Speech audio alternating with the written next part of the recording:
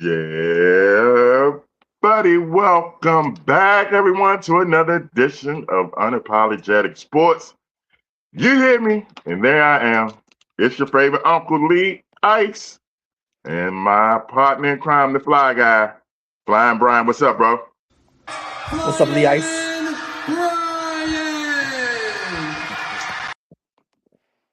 Love it, love it, love it. How you feeling, man? Good, man. Yeah, everything's good. Uh, Everything is everything.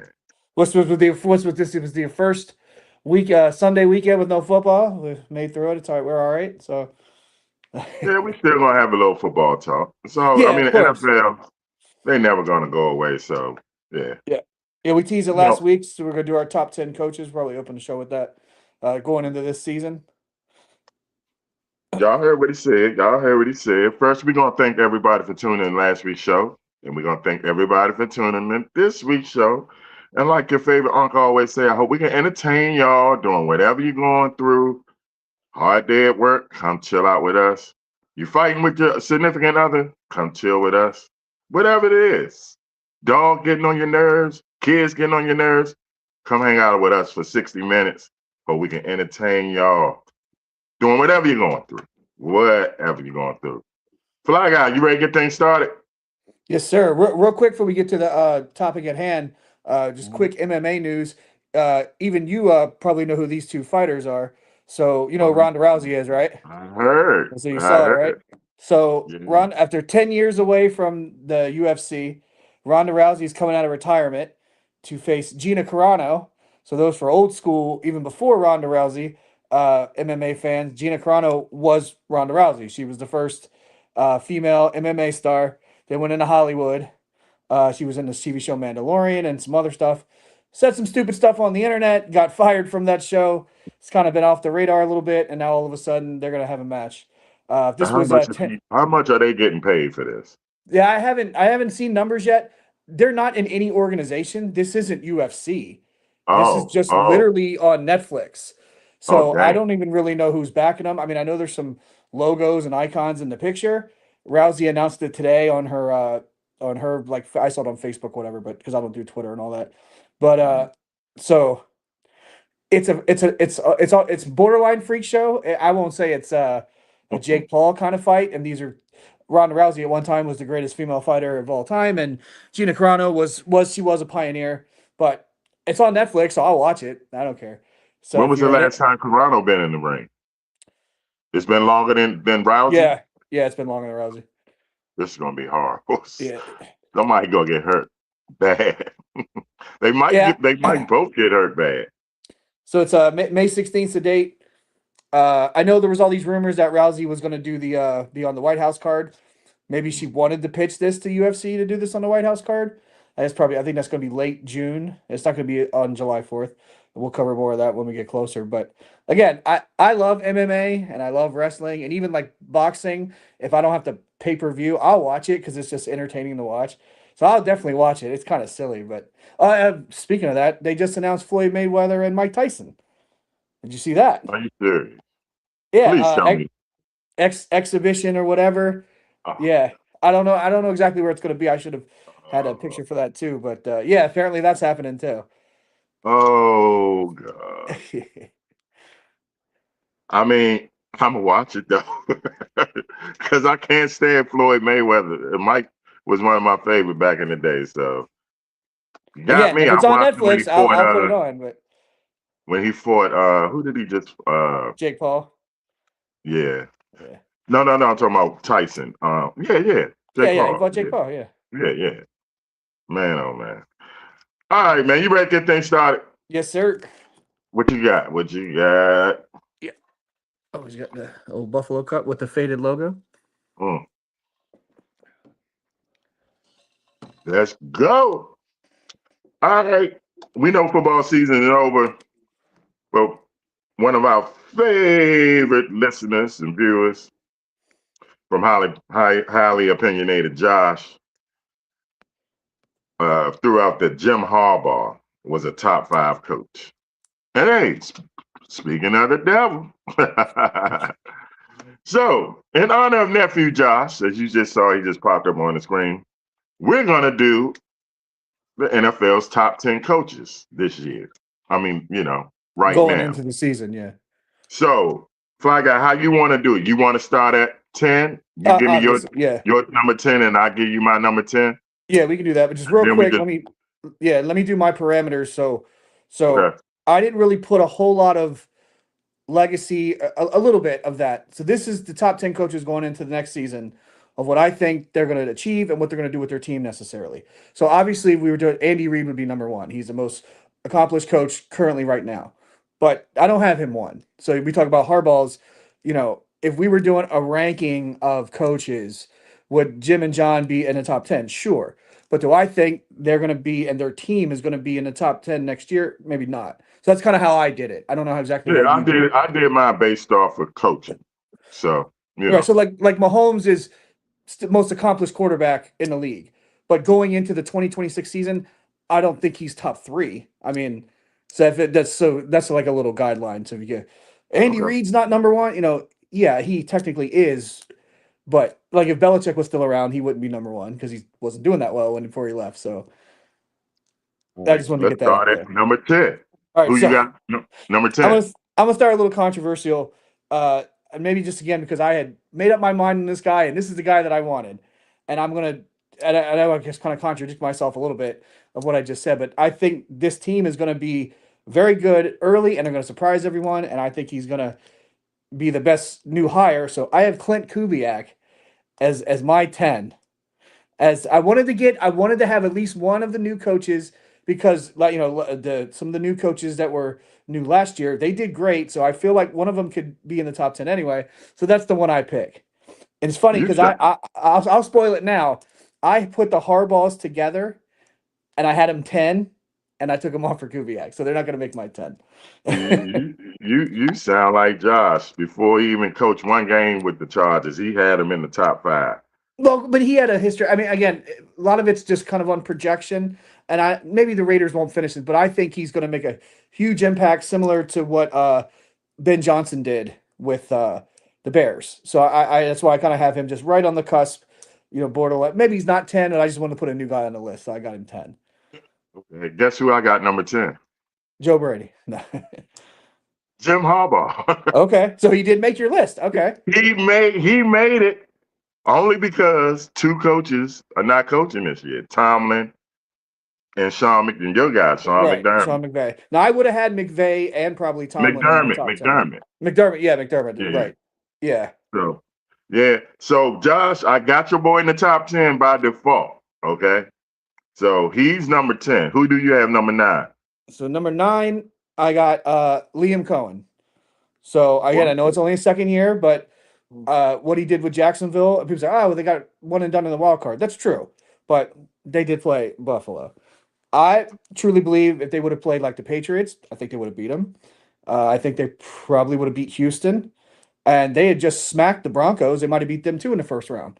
And I think it looks like Trevor is on finally the right track where he needs to be, and I think Cohen changed that whole locker room. So he might even be a little higher if they would have did a little better in the playoffs. But that second half run that they had was for almost best in the league. I mean, they were the hottest team going into the playoffs. Where Buffalo, even though it was a road game, but Buffalo was the underdog, and throughout most of the year, Buffalo wasn't the underdog against any team. So yeah, I got Liam Cohen 9. I think finally got their coach, and they're going to be one of the better teams consistently.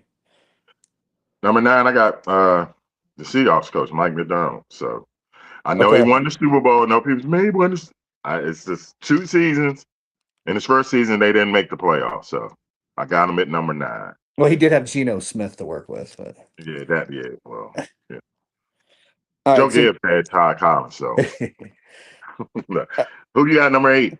right. So number 8, I got Sean Payton. Since he's been with Denver, they've gotten pretty much better each year. Depending how you feel on Bo Nix, how much of it's Bo Nix, how good he really is, or how much it is the coaching. I personally believe if Nix doesn't get hurt against Buffalo, they'd probably beat the Patriots. So they would have been in the Super Bowl. I don't think they beat the Seahawks, but and Peyton, he's a Super Bowl winner. I know there's a little bit of controversy with him when it comes to, what was it, Bounty Gate and all that kind of stuff, but he's done well with the Broncos. going into next season. They're kind of the team to beat in that division, even with Kansas City. So yeah, maybe I have him a little too low, but I got him 8. Number 8 for me, I got D'Amico Ryan. He's 3 for 3, 3 playoff appearances, 3. Did they win the division? They didn't win it. Did they They win didn't the win the division? division. Jacksonville won the division, Yeah. So he's three for but they were three. right there.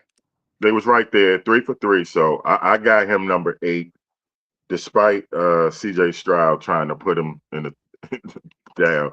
So yeah, I got D'Amico Ryan's number 8. Like I said, 3 for 3 is very impressive with a quarterback, a rookie quarterback, his first 3 years.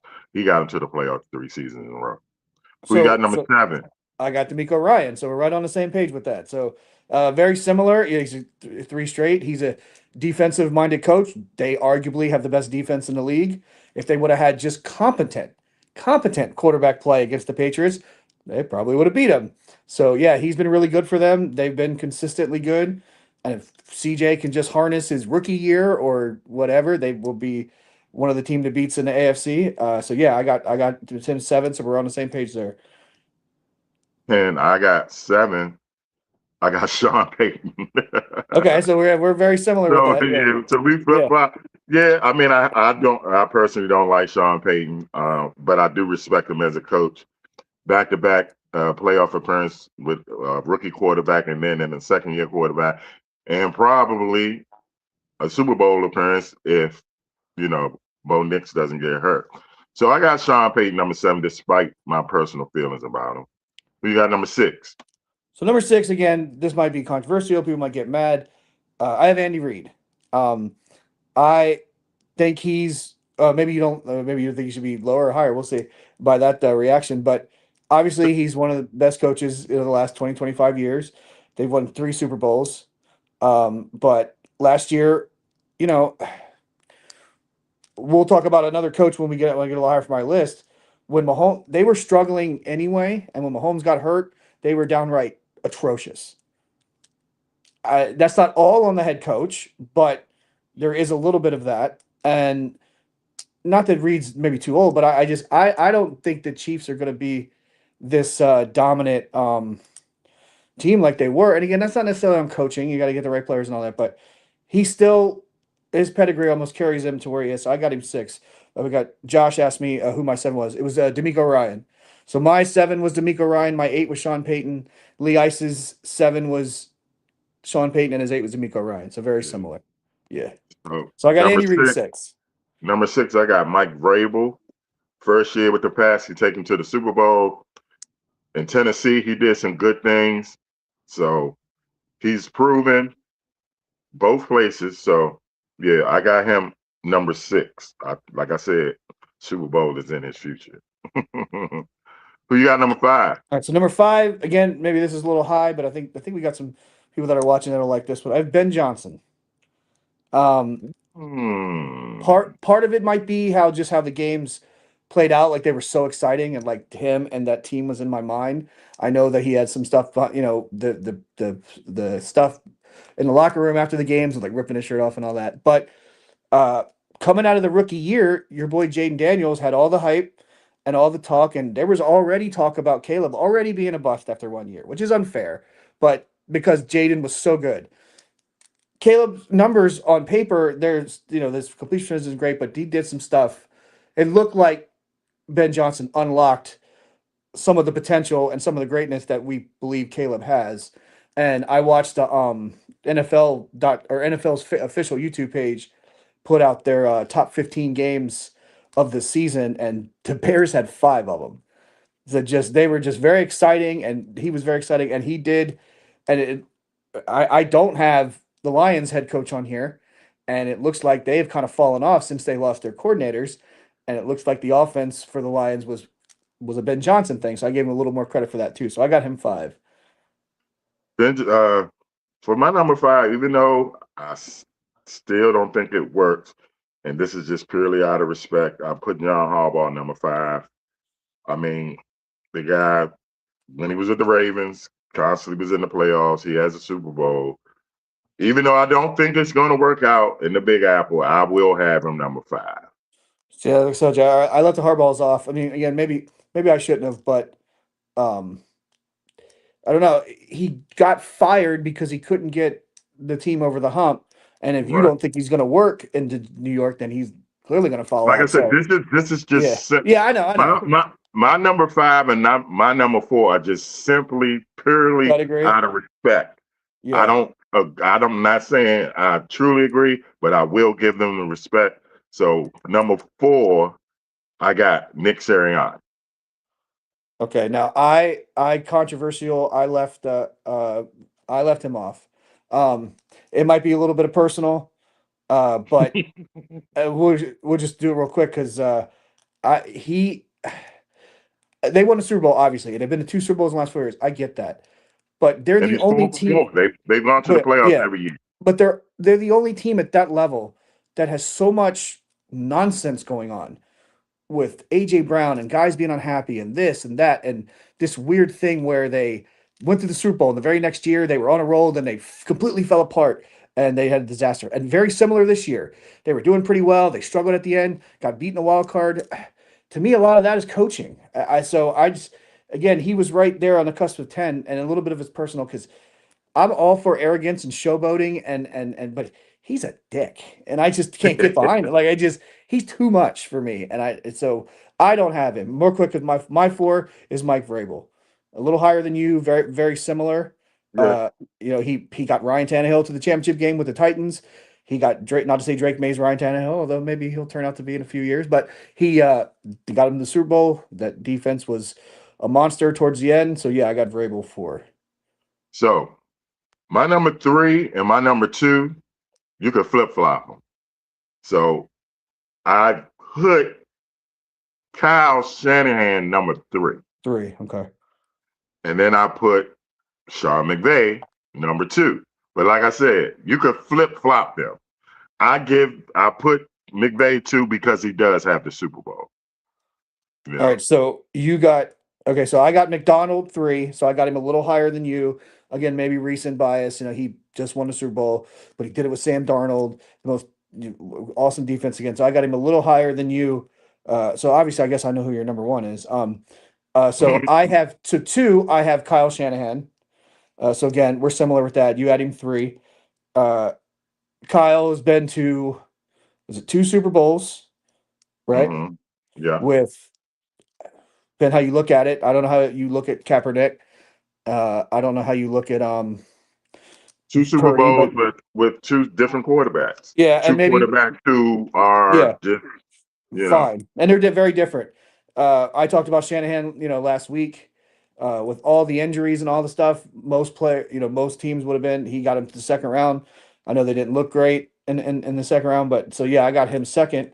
All right, so go ahead and do your one, and I guess my one's obvious now too because I haven't said his name. So Number one has to be Andy Reid, man. yeah, I mean, I guess we took a little I bit of mean, different he approach had to it. last Yeah. year was his first. I mean, since he been in Kansas City, that was his Yeah, first yeah. losing season, and his quarterback got hurt. Even before Mahomes, he was making it with Alex Smith. So Andy Reid's number one, and I guess your number one is McVay. Sean McVay. Yeah, I mean, I guess in reality of all time, right now it would be McVay and Reed. McVay's been to two. He's got one. They're consistently, except for the year after they won the Super Bowl, they're consistently in the playoffs. They're always high scoring. Stafford's MVP. So that McVay, yeah, just it's similar things. Why I have McVay one. All right, so we got a few comments real quick about this. Yeah. We got your girl B saying what's up. Hey. We got our buddy Anthony has been here a few weeks. Yeah, it's been a minute, Anthony. It says What is it? he said Lee, I think it's gonna be a failure in New York for John Harbaugh. So you're on the same page with that. And here's why: I don't think his personality will work with the New York fans. That's what a lot of people. That's exactly what you said. Yeah, a lot of people. So if you missed the show the last few weeks, Anthony, that's exactly what Hey, Levi said. So hey, Anthony, we here, bro. We here. now he did say Vrabel is a little overrated. Uh, if I'm so down on Drake May that I don't think I think Drake May's pretty good, but I think that the schedule and the performance in the playoffs, I think is going to show that he's not as good or is going to be as good as everyone thinks he is. And I got to give credit to the coach then of how they got to to the Super Bowl, and nobody's going to give Tannehill credit. I mean, I guess you want to give Derrick Henry all the credit to Tennessee. So again, you got to give a lot of it to Vrabel. So on that end, I don't think Vrabel is this all time legendary coach, but right now he's pretty good, and what he's done with the He's teams that good. he's had, Yeah. yeah, I mean, and he's going to be even better when Drake May gets better. So, I mean, Tennessee, I don't know what the hell they was thinking letting him go, man. right. So I my really don't. I mean, I forgot that he did make a championship game with Tannehill, Ryan Tannehill. yeah, Yeah, so my mom corrected so right, Shanahan wasn't the coach for Kaepernick; it was Jimmy G. So yeah. that's even better. Then that's even more of a That's reason what I'm that saying. He made it Shanahan's with so Jimmy high. G and Yeah, Brock Purdy. You see, Jimmy G and Brock Purdy and McVay made it with golf. Yeah, people forget right. about that. And even though And then of course Stafford is that. what he is, but again, Stafford came to the Rams with 3 playoff appearances with the Lions, 0 playoff wins, no MVPs. True, So you true. got to give some of that to Stafford. I mean to McVay too. So we got Josh. He's the opposite of you and Anthony. John Harbaugh will work in New York City. When you win, the media will be fine. That's That's the true. thing, But do we? nephew. He's But do not going we? to win Do the we? media. Do we think he's going to win immediately? Is the question. So real quick, we got brand new segment coming up. Before we do that, let's go ahead and recap our top 10. So I had Clint Kubiak 10, Liam Cohen, Sean Payton, D'Amico Ryan, Andy Reid, 5 Ben Johnson, 4 Mike Vrabel, 3 Mike McDonald, Kyle Shanahan, and Sean McVay. And yours truly had Jim Harbaugh, Mike McDonald, D'Amico Ryans, Sean Payton, Mike Vrabel, John Harbaugh, Nick Sirianni. Those last two are just out of respect. Not saying that I think they're great coaches. Two, three, I had Kyle Shanahan. Two, I had Sean McVay. And I got Andy Reid number one, even though last season was I don't know what that was. what is what did the human Google just I put up said there? Stafford, when he was with the Lions, went 7 U games. I don't know. Maybe he mistyped it or I'm not reading it right. Come back with us. That's on me if I'm reading it wrong. But as Anthony said, and you guys react to the new coaches that just got hired in terms of what you're going to expect from them. So again, not to be a jerk, but we have covered that on past shows the last 2 3 weeks. We covered that, but I was a little hesitant on Joe Brady, which is obviously I'm the Bills fan. Leroy sold me on him, so I'm a little more optimism on that. Obviously, for my top 10, I think Kubiak's going to be really good. And then I thought the Pittsburgh hire was a disaster. And that's just a quick recap, and you can go ahead and your quick recap. Yeah, I mean, I like Joe. I like the Joe Brady hire. I questioned it until I heard his interview, and I think that's going to work. Um, I want the Kubiak hire to work out because I think the NFL is better when the Raiders are good. And we want that for Matty Ice. We want his Raiders to come back to some type of relevance. You know what I'm saying? They've been down for so long.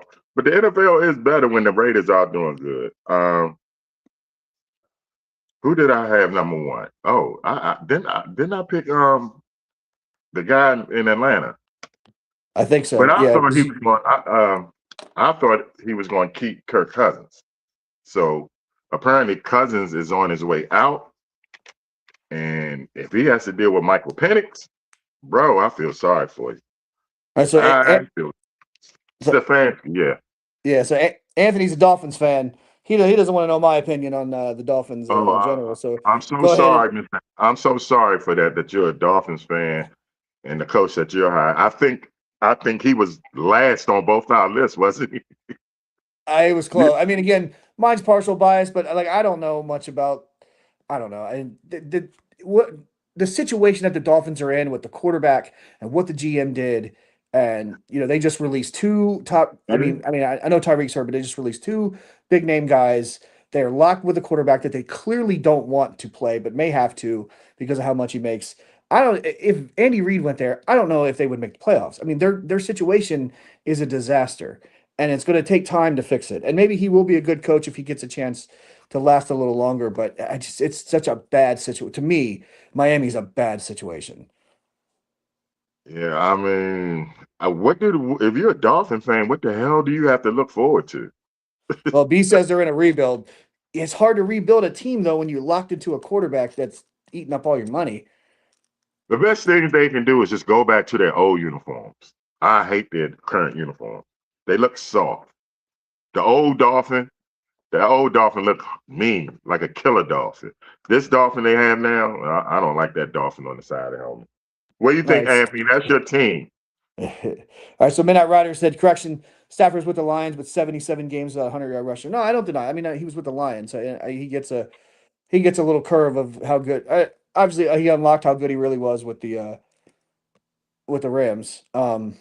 Yeah, he said Tyreek was causing too much drama, and that's fine. And who knows how well he's going to play.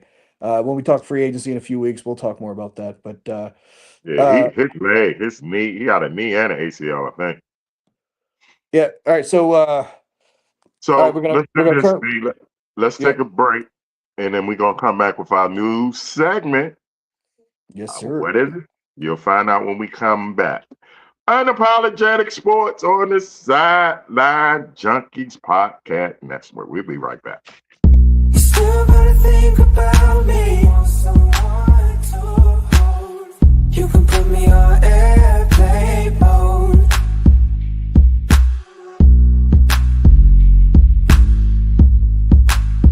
You can put me on.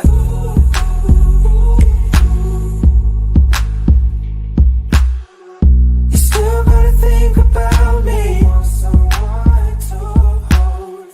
You can put me on airplane mode.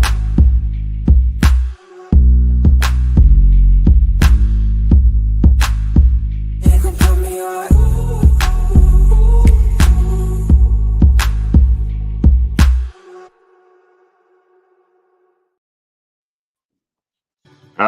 Yeah. Oh, I love it.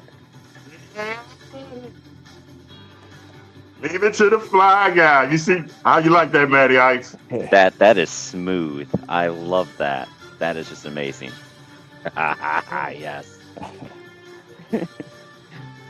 Yes, indeed. You see it, y'all. This is our new segment on Unapologetic Sports. It's called, you want to say it, Brian? It's called Puck You. I may have heard that a couple times on the ice too. So I With won't lie. Matty Ice.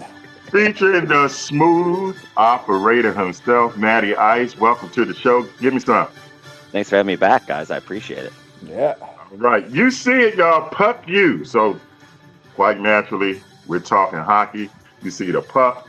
You see the U. Matty Ice I'll is get going into to come it. on here and bless our show with the greatest hockey talk, hockey news, what's going on in the world of puck. I like saying that. The world of puck. So, Matty Ice, introduce yourself. Everybody know you, but you could do it again. Hey, for sure having you guys. Of course, I'm with you guys on Drive Time at 5:00 with Showtime Sarah and Scooter. So it is good to be here. Brian, you warmed my heart putting Kubiak in your top 10. I hope, but I have gone through my share of head coach press conferences for sure. So every time I start getting excited, thinking this is going to be the one. But man, we'll see. It'll be good times. So, all right. So you guys want to do the sad stuff first, or you guys want to get into the good stuff and we'll come back to the sad stuff?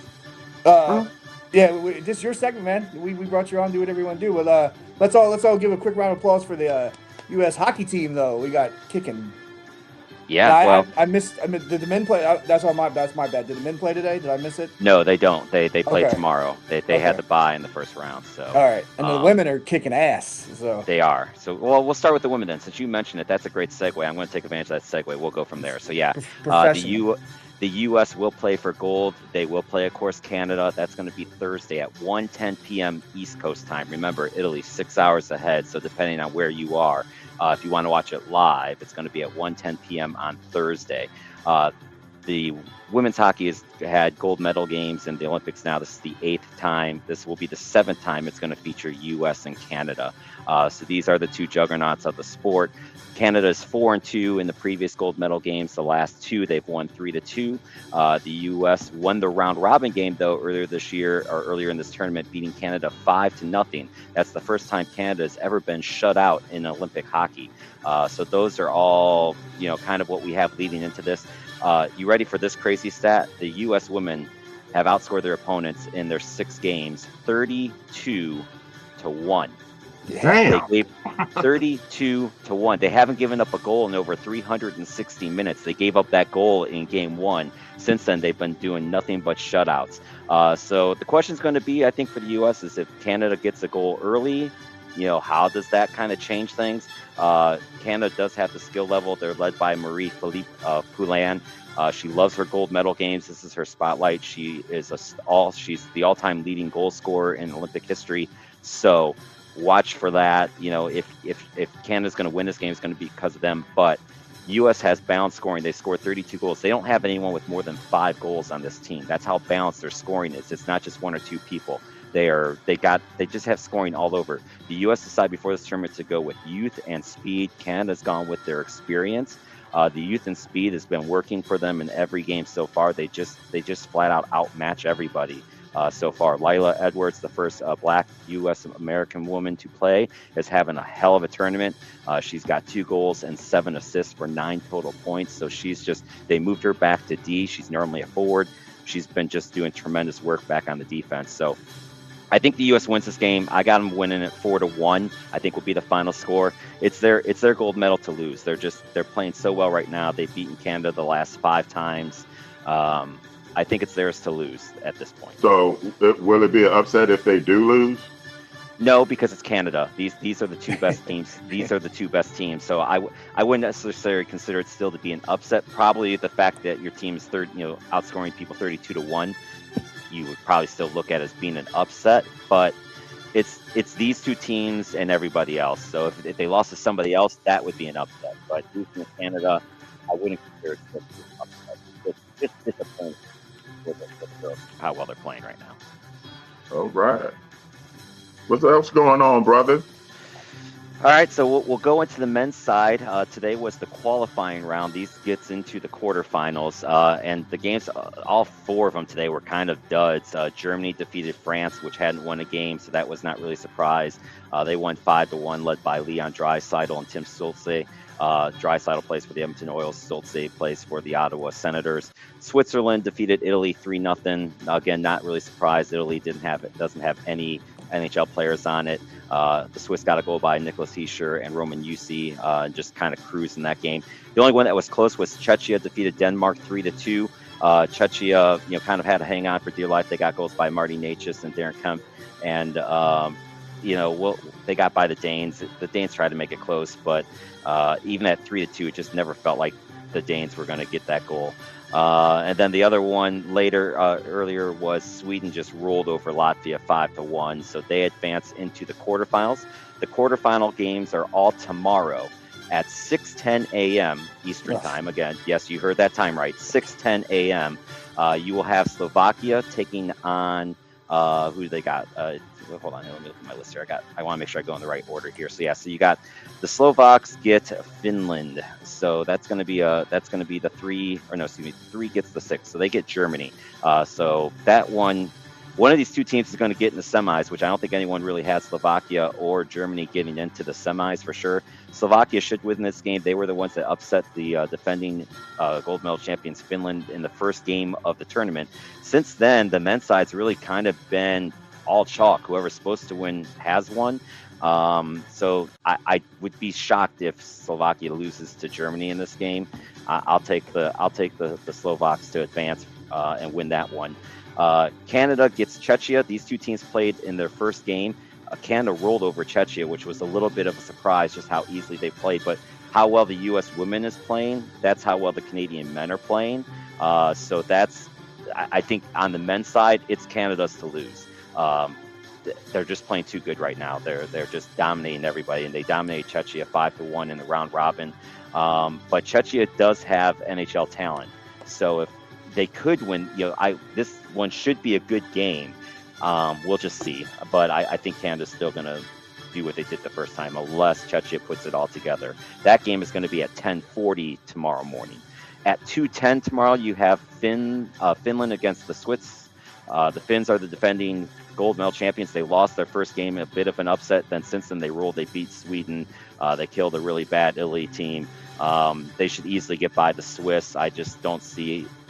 This would be a surprise. This would be a huge upset if Switzerland beats Finland. But I do believe that the Finns will win this one. That game is at 12:10, and then the big one for the U.S. is at 3:10. And this is a tough one, guys. They play Sweden. The way that the IHF did these stupid standings and stuff, they get a team that went 2-1 in the round robin part of it. So they get a tough Sweden team. These are a lot of teams that people had winning gold medals. Like a lot of people had either Sweden, U.S., Canada, Finland picked to win gold. One of these two teams isn't even going to make it to the semis. And Sweden played their best game of the tournament today, which is not a good sign if you're the U.S. hoping to get lucky. But in fairness, the U.S. really hasn't put together a solid game until they just beat Germany. So it looks like Markstrom should be back in goal for Sweden. Connor Hollebuck's going to be in goal for the U.S. This game's going to come down to both teams' defenses. Both teams' defenses are really, really good. I hope the U.S. wins this game, but I got a bad feeling Sweden's going to take them out. That would put the semis as Canada versus Finland, and then Sweden would likely if Sweden wins, they're the 6th seed. Canada would have to face Sweden. The Finns would take on Slovakia. And then that would probably put Finland in the gold medal game against Canada, but you could have a little bit of fun with that too. So it's wide open now on the men's side, but I think it's everyone playing to lose to Canada in the gold medal game at this point in time. The way the Canadians they're just loaded on offense. They just can score from anywhere and everywhere. All right, real quick. I should have had this ready earlier. So going back to the women's real quick. The money line is United States is favored -455. That's a pretty big favorite. Canada's +345. Game is Thursday at 1 p.m. Yep. So technically, Leroy, yes, it would be a pretty big upset if they lose. But like he said, it's Canada, so. Yeah, I think the line's probably a little bit bigger than what it should be, and it's probably just because of how well the U.S. is dominated. But as far as the skill level on the ice, it would not be that big of an upset if Canada won it. I mean, they've won the last 2 gold medals. It's basically the gold medal team from 4 years ago. They're just older. All right, Matt, real quick before you move on to the next part of your segment, just Anthony's a big fan of all of us, so he's got a few questions for you real quick. Yep. He said, I'm going to say this, and I'm sticking to it because of the massive training facility that we have in Minneapolis. I think the United States will dominate the World Juniors and the Olympics for years to come. Do you agree with that? I think you're seeing it, especially on the women's side, because the women's side is taking this to, and how many people have USA Hockey, which runs youth hockey for the whole entire United States. They have seen a huge uptick in young girls that have registered to play. I don't know that I fully agree with it on the men's side just yet. We'll see. They're making bounds. We do always do well in the on the junior tournaments, but even this year we got upset this year. So I don't know that we're quite there on the men's side because there's just so many good programs worldwide. But on the women's side, I would 100% agree with that. All right, and just one more from Anthony real quick before we move on. Matty, I think Canada gets limited. It's my own opinion. They're one-dimensional. They can score, but they can't defend for shit. I think Finland and U.S. are the 2 best overall built teams. All right, so what do you think about that? I do agree. I mean, Finland's definitely they were my pick when we did our thing to win the gold medal.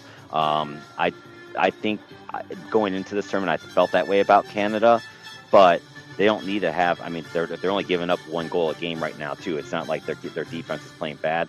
And when you're scoring 5 or 6 goals a game, and you can just light it up from everywhere like they are. I mean, Connor McDavid is playing insane. Sidney Crosby is playing like he's 25. I just think that they're out to prove that the success the U.S. had against them in the 4 Nations, I think, was a fluke. I'm hard pressed to pick against Canada right now the way they're playing. All right, man. Before we get out of here, yeah, we got a few more minutes. Yeah, we got a few more minutes. Okay. Go ahead. Yeah. So he has the segment like we do. who's cold and who's hot, but it's flip flop. Explain it to him, Maddie. Yeah, so we're going to go who's the hot is going to be bad because, in hockey, you want to be cool because you're on the ice, right? So we're going to flip it. We're going to go reverse. So who's hot? It's the IIHF for setting up the stupid draw on the men's side. The fact that the U.S. has to play Sweden in the quarterfinal game is just absolutely ridiculous. They finished third in their division, so that's why they are the 6th seed. They should have been a 4 or 5 seed based on their point structure, but that's a whole nother thing. Also, the gold medal game, if it goes to overtime, is going to be 3-on-3, not 5-on-5. I think that's a huge miss. Also, hot is the other teams. I really thought this year in the Olympics, Finns or the Czechia team or Sweden or the Swiss would give the U.S. or Canada a small challenge. None of them did.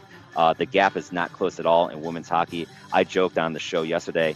It kind of reminds me of the old days in women's college basketball when you had Tennessee and UConn and that was it, and you had no one with them.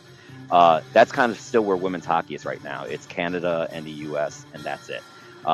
Who's cool? The U.S. goalies. We talked about them earlier. They've given up 1 goal these Olympics. So Aaron Frankel and Gwyneth Phillips from Athens, Ohio. Got to give a shout to my Ohio love there. They've been brick walls.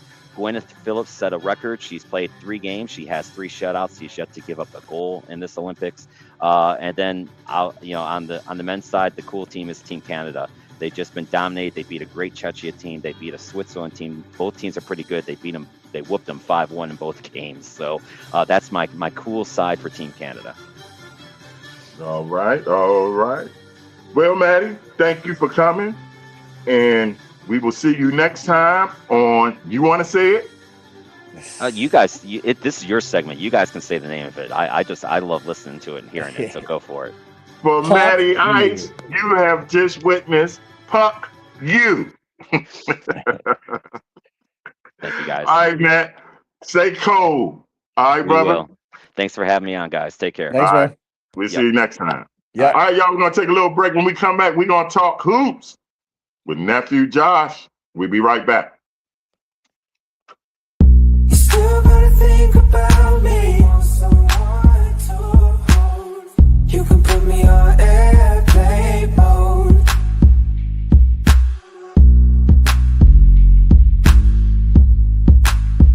You can put me on.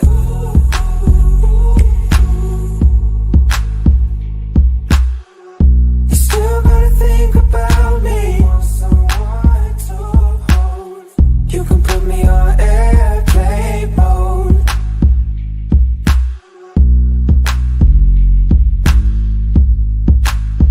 You can put me on.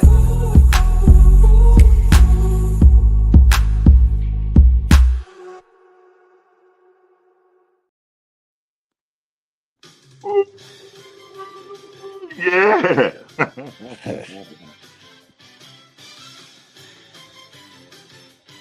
All right, so Where's nephew at? There he is. There I There am. he is, y'all. I love the John Tesh music, fellas. I appreciate that. All right. What's up, nephew? What's up, Unc man? Everything good? Everything good. Always good. How you feeling, bro? I'm good, man. I can't complain. Just taking it one day at a time. My guy, Flyin Brian. What's up, buddy? what's up, man? Thanks for joining the show. Appreciate it. So lots of stuff to talk about with basketball, and you're the guy to give us the 101 on it. 1-on-1. Before we get to the NBA, I gotta say, I watch the show every week. So I was writing y'all lists down with the top 10 coaches. And Brian, we can talk. Brian, I'll talk to you in a second, bro. I'll talk to you off air, bro. I'm looking at Lee Ice list, bro. I've been telling this man, Jim Harbaugh, been a top 10 coach in the NFL for a long time. He had him at number 10. I guess I'm not off my rocker that much, huh? No. You said top 5. Okay, you got top that. 10. He shot. Hey, look, but no, he only made the top 10. He didn't make Brian's top 10. But And he only made my top right 10. on the edge. He only made my top 10 because Mike Tomlin ain't coach and Sean McDermott. I got you. Hey, we in there, man. That's all that matters. I'm glad my man got in there. All right, what's going on in the world of hoops, buddy? What you talking? The NBA, we just got off the All-Star week. I felt like we had a very entertaining, a very interesting NBA All-Star week started Friday night with the the old rookie sophomore game. They broke the game down with the 4 teams: Team Vince Carter, Team Austin Rivers, Team Tracy McGrady, Team Vince Carter, Tracy McGrady, Austin Rivers, and T-Mac. You know, NBC got the NBA package, so they wanted to show their network some love. So I thought that was good. Saturday's dunk contest. Saturday night wasn't really all that. The dunk contest had a lot to be desired. Had you want more. The 3-point shooting contest was good. It was great to see Damian Lillard come out there. We haven't seen him play basketball all season. Came in, won the 3-point shooting contest, and then Sunday, the All-Star game. We had the mini games with the Team World, Team USA, Stripes and Stars. Stars, the OGs, the Stripes as the younger team in Team World. So I thought it was a great All-Star weekend. Looking forward to the second half of the NBA season. I thought it worked because going into it, I ain't gonna lie, I was like, man, I'm not watching this bullshit. But I watched it and it worked. So kudos to the NBA, but more kudos to your boy Victor Wembanyama, because he said they cannot care, but I'm a kid. And with him going out there showing effort and like, yeah, this means something, I think it rose, everybody else levels like, hey man, this alien is out to get us. We got to represent. So everybody's level of play went up, I think, because of Victor Wembanyama. And then Anthony Edwards, he took it personal, which I love. You know what I'm saying? So he's like, hey, y'all want to call him in the face? Let me show y'all what I got. Yeah, no, Anthony Edwards definitely can be one of the faces of the NBA along with Victor Wembanyama. It was amazing to hear Anthony Edwards come out and say, we watched the first game with Wemby against the Stars, the OG team, and he's like, man, we saw how he was taking it personal. So it's definitely good to see Victor come out. Definitely good to see the guys come out. For me, come out and play hard. For me, I'm not giving you credit for playing hard. Man, you've had this conversation several times. Like I feel like the All-Star game has gotten the effort has gotten terrible. You're going to run up and down. You're going to be able to score. That's fine. But what the OGs did back in the day was they let you run up and down the first 3 quarters, but in the fourth quarter they made it a game. And that was passed down from Dr. J to Magic and Bird. Well, Dr. J and Kareem, Magic and Bird, Michael Jordan, to the Shaquille O'Neals, to the Kobe Bryants, to Tim Duncan, to KGs. And even I'm about to mention a name where people can be critical. Kevin Durant, he's probably one of the few players of this modern era who you're not going to disrespect the game. Like, he's not going to lay on the court. He's not going to give half-ass effort in the All-Star game. He's going to play how he usually plays. So, for me, I'm not giving you credit for playing hard in a basketball game. Like, bro, that's your job. You get paid millions of dollars. So, yeah. Yeah, the All-Star game, I mean, up until this year was some bullshit. Right after Kobe left. You know what I'm saying? Kobe kept people out there, yeah, this means something. We gonna play. Right after he left, hey, man. Oh, is that Nicole Trent that I see? Yeah, we got Josh bringing in the female audience. So gave Josh a little heart as he came on, and then we got Keith Hodges, my guy, Mr. Josh Walker. What's good? My guy, the correspondent. That's my guy. I'm going to see my guy in April, man. Can't wait to talk to you in April about the Masters. What else you got for us today, John? So, again, we just recapped NBA All-Star Week. So now we have basically a third of the season left in the NBA. And everyone is trying to figure out who the NBA title contenders are. I got you, ladies and gentlemen. Basketball 101, Josh got you. Out the Western Conference, there are 3 NBA title contenders: Oklahoma City Thunder, the Denver Nuggets, and the San Antonio Spurs. In the Eastern Conference, there are, in my opinion, 3 title contenders.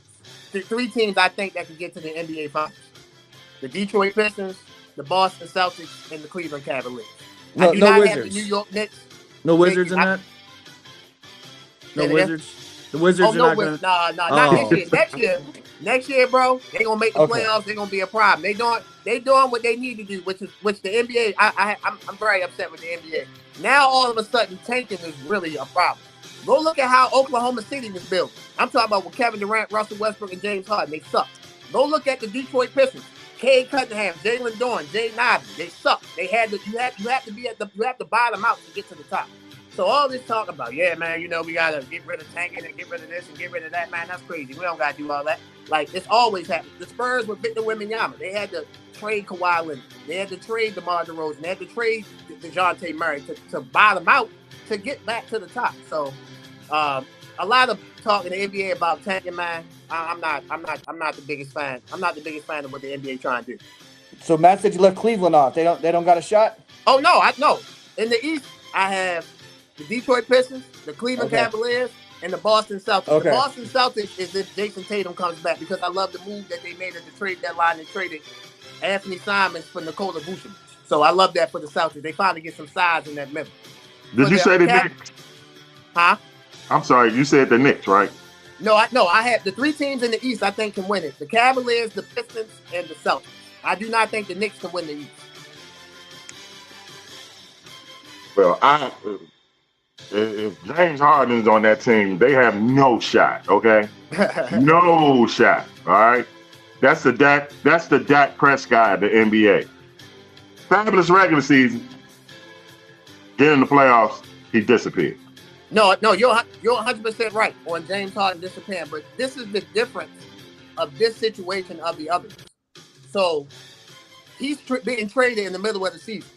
It's kind of like what happened with Brooklyn when he got traded from Houston to Brooklyn. Brooklyn was going on a run until he messed up his hamstring and couldn't play in that second round series against the Milwaukee Bucks, where Milwaukee won in 7 games. I think this Cleveland Cavaliers team, not on name talent, but I think this is the best collection of talent James Harden had because it fits what he does. He has another guard that can handle the ball, Darius and Donovan Mitchell, and he has 2 7-footers behind him in Evan Mobley and Jared Allen who can play defense and who can cover for him in his lapses. So I think I'm not picking Cleveland yet to win the East, but I think Cleveland, Detroit, and Boston are the 3 best teams in the East. Real quick, Midnight Rider said FanDuel made a call.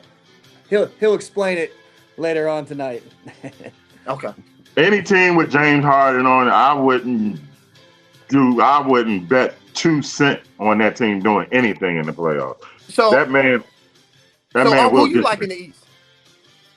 I like the Knicks. Why? Well, I like the Knicks. I like the Knicks. I like the Celtics. Like you said, Jason Tatum comes back.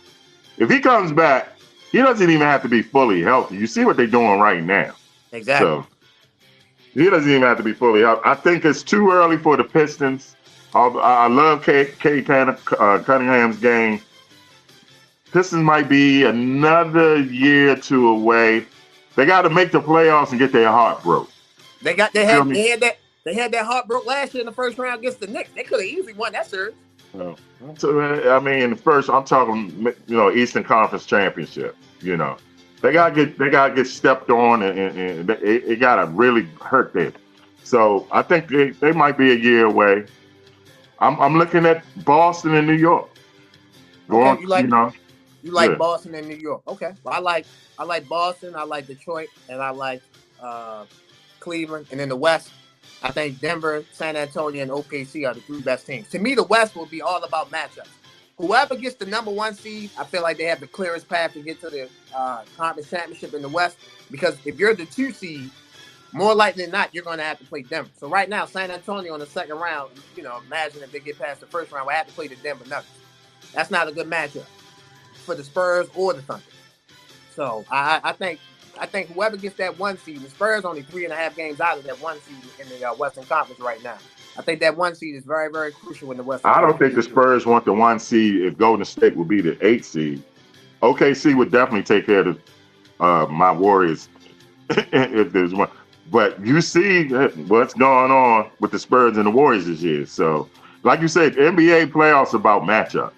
Yeah. And even though the Spurs are younger and it seemed like they should have an advantage, they might not match up well against Golden State, especially, with Porzingis. You don't know what to expect from this guy. When he's at the top of his game, he's a problem. I mean, I know they old and everything. I'm just saying, I'm not saying they will upset the Spurs if they play them. I'm just saying they're going to have problems with them. Yeah, I don't think the Spurs will have any trouble with the Warriors. They probably beat them in 5. The Spurs can do with which can give the Warriors trouble is that they can push the pace. And with those older guys, you got Draymond, you got Steph, you got those older guys, Al Horford, Porzingis. You feel me? You got those older guys. I think the Spurs' speed, athleticism, and quickness will be the deciding factor in that. So, no disrespect to Steph Curry, one of the, in my opinion, the second best point guard to ever lace him up. Uh, no disrespect to him. He's definitely one of the players. He's definitely him and LeBron are the co-players of their era. But no disrespect, Steph don't want to see the Spurs. Only time he wants to see the Spurs if he put the Spurs jersey on. That's about it. So Well, those days are over, man. No disrespect to the Warriors, man. That thing been done. I'm assuming your number one point guard is Magic, right? Yes, I think Magic Okay. Johnson is the best point guard to ever play the Just game. making sure. Yes, sir. Yes, sir. Magic If Johnson. Steph gets one more, it's a debate. Oh, okay. Well, You heard him. He said that that's done. They're done. yeah, No that's more. done. Yeah, that's done. That's He done. gave you the one-on-one on that. I love him, but I don't got to worry about the Warriors winning up when I'm good on that. All right, so real quick before you get out of here, Anthony says it's too soon for Detroit to be honest. I think they get eliminated in the first round. The conference final is going to be Boston and New York, with Boston beating New York. I must be related to him, man. I totally disagree. This notion that there is this old school mentality of when old folks watch basketball. I'm not calling out those names, but when they watch basketball, they learn you must have to fail in order to succeed. Yes, that's partly true. You don't have to fail in the conference finals to get to the NBA finals. Let's look at Oklahoma City. Oklahoma City lost in the second round, then they went to the NBA finals and won the championship. So heartache and pain comes in a loss. Just because you see a loss in the first round doesn't mean it's not heartache and pain. The Detroit Pistons, if you go back and watch the series against the New York Knicks, they were better than the Knicks. The Knicks just was more, Jalen Brunson was more clutch than them. So that was painful because they felt like they were the better team. I don't think that, I will say this. I guarantee you the Detroit Pistons will not lose in the first round because they're going to play Charlotte. You heard it here first. Guaranteed. Atlanta. They can beat them. Well, I hope they don't. They're gonna be if they be the number one seed. I hope they don't lose in the first round. They shouldn't lose in the first round. I'm just commenting on what I see, man. I'm commenting on what's being read to me. Man said they're gonna lose in the first round. Just said they not. I think the Pistons will win a playoff series this year. I think they probably win 2, depending on their matchup. But they definitely gonna win 1 playoff series. They're the best team in the NBA. They have the best record in the NBA. I know about the best team. All right, nephew. Thank you for the one-on-one lesson. We will talk to you and see you real soon. Tell them where they can catch you at. You can find me on Highly Opinionated each and every Wednesday. We drop new episodes every week. I work with the best crew in the game. Shout out to my guy JG. Follow him on the Club JG podcast. Shout out to my guy Tim. Shout out to the best one of the best graphic guys, because this graphic guy up here in the corner, man, he might be able to get my guy a run for his money. But shout out to my guy Ross, man. I work with the best crew in the game. You guys keep up the great work. I watch every week, man. Can't wait to come back on. All right, nephew. Yeah, man. All right, love you, man. Love you. Hey, Brian. Yeah. I'm going to holler at you, Brian. I'm going to talk to you about your list, Brian. No problem. Hey, y'all. We're going to take one more little break. When we come back, your favorite segment, Flying High, and who's in the deep freezer. We'll be right back.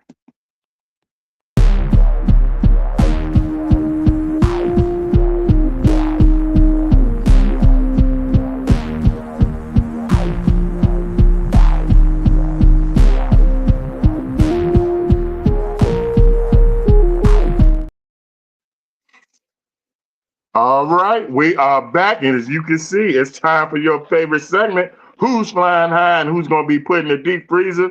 Fly Guy, take it off, baby. Yeah, so just do a real quick version today.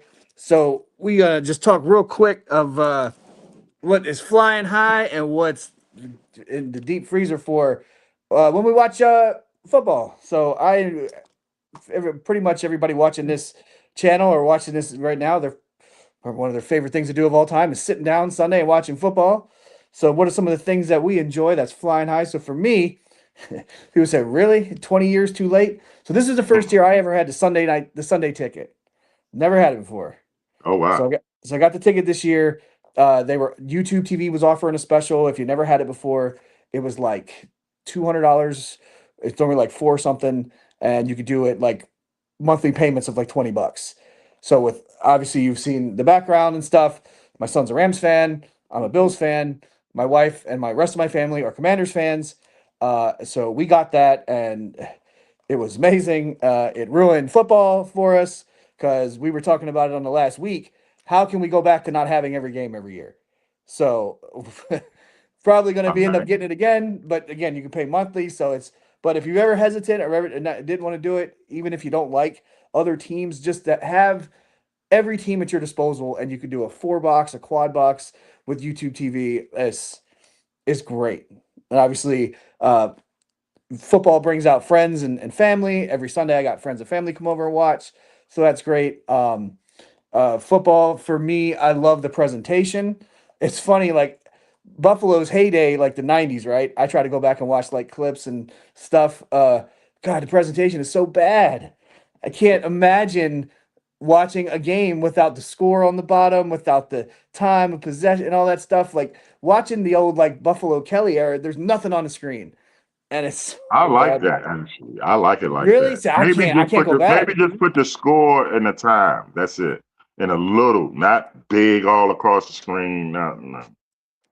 And this might be a little weird for people, but if you notice, like every year when football starts, maybe because Josh Allen's in 10 of them, I look forward to the not just Super Bowl, I look forward to the commercials because every time the Super football starts, you get brand new commercials, whether it's for Madden or the new pizza commercials, and it's always you got Tom Brady doing stuff, Josh Allen doing stuff, your boy Jaden Daniels. What did he have? Chunky Soup this year. He was in the Madden commercials. So I look forward to that every year too. So I I enjoy watching all that stuff too. So those are the little things for me personally of what's flying high for me when I watch the NFL every year.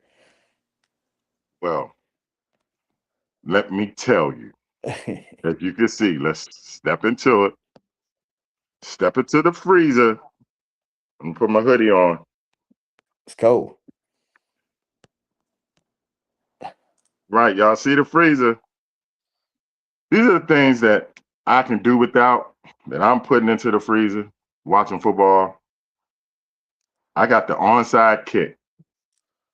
Whatever you call that, please get rid of that.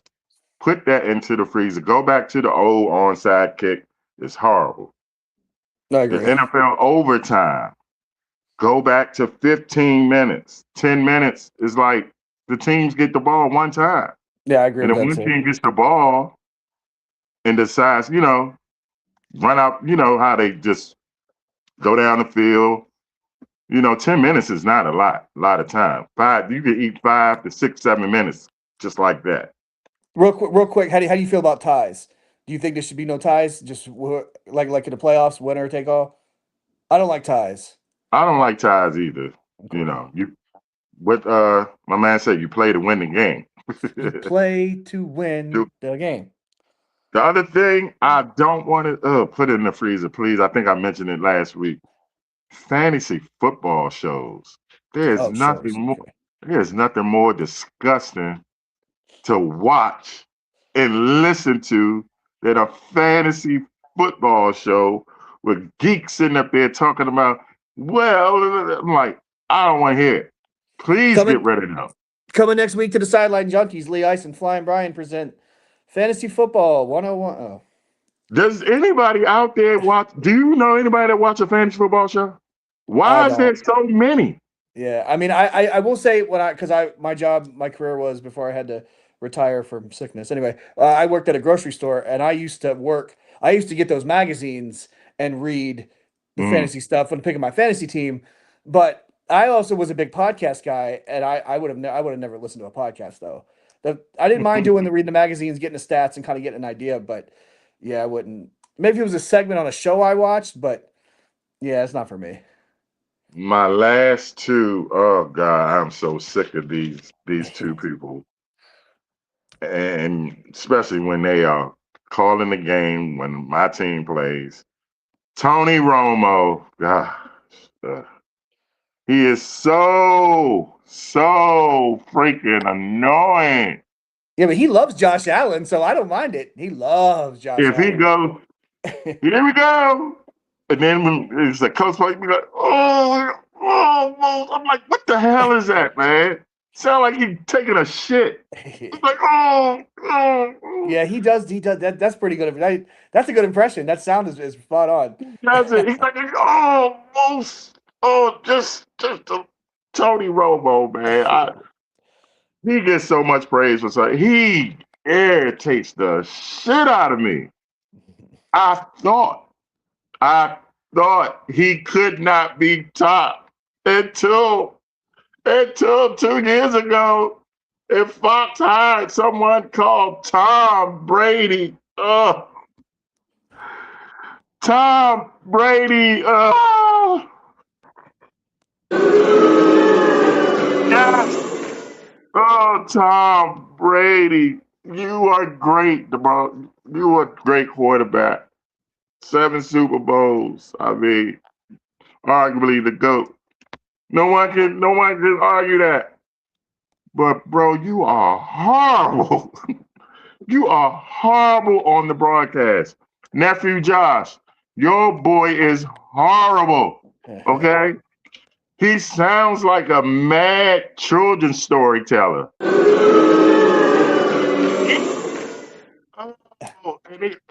One thing I hate when they do. Well, when I played or when I did, nobody cares, man. Nobody cares, okay? Yes, you're a great looking guy. Your suits are nice, but your voice is so irritating. So freaking irritating. I did not think nobody could ever be worse than Tony Romo. But Tom Brady, you are the GOAT when it comes to worst announcers. You did it, bro. And what's messed up is Fox, they know it. They will never admit, they know he's horrible. They know he's horrible. You know? I watch a lot of Fox Sports 1. I do love his commercials though. Those commercials are hilarious. I love his commercials. Yeah. Just don't call the game for me. I don't want to hear your voice. I don't. Could you imagine them two together? Oh God. I'll kill him. I would probably just if I can just tear my TV up and snap and get another one, every time I hear one of them, I would do that. That's how much that both of them irritate the hell out of me. So real quick before we get out of here, we got Tuesday Night Flight coming up. Josh said, "Okay, you mean when people talk about Joe Jackson Gibbs?" The greatest coach of all time. and then my uncle was backing you up, said preach ice preach with your Brady Romo rant. I will say I enjoyed that. Oh God, they irritate, man. They are. Hey, I grew up to the best. Okay, Pat Summerall, John Madden, Dick Enberg. Go YouTube them games and just listen to the quality. Yeah, just listen. Don't look at the quality because the presentation is terrible. Yeah, don't look at it. It put chill. Listen to Pat Summerall before a game, a pre-game. You know how they do the highlights and stuff. I'm telling you, you don't even need to watch the game. Just listen to Pat Summerall. He is the GOAT when it comes to announcing. All right, y'all. B, we had another great show. Yes, we sir. want to thank Nephew Josh for coming on, giving us the one-on-one in basketball. And definitely want to thank the smooth operator, Matty Ice, for informing us about hockey. He will be on in future shows, so will Josh. And we will learn more and more about hockey. That's what I'm looking forward to. I want to see what the Caps going to do this year. I want to see what pretty much Nephew done told me my Golden State Warriors don't have a chance. So